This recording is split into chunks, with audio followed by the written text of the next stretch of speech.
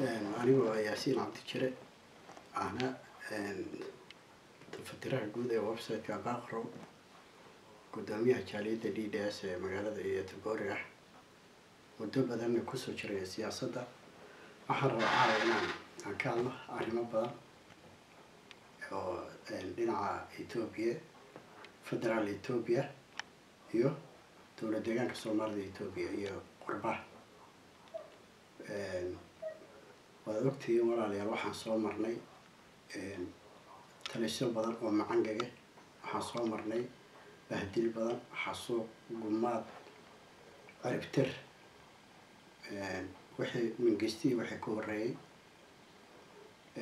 maanta xisbiga talada haya ee RPDF waa xisbi dimuqraadi ah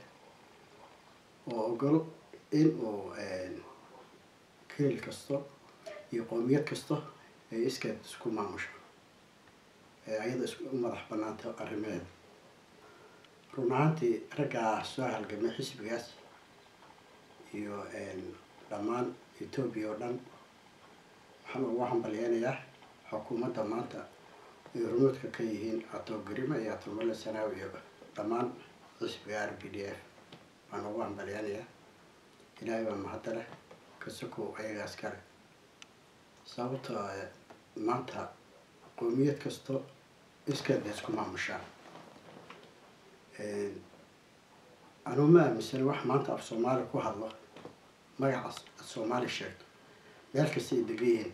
macala tii Soomaali weyn ahayd dowladdan anaga lehna maanta wax la ma jiro run ahaantii waxaan ugu hambalyeeyaa taasna madax banaanida la siiyay qowmiyad kasta inay ismaamusho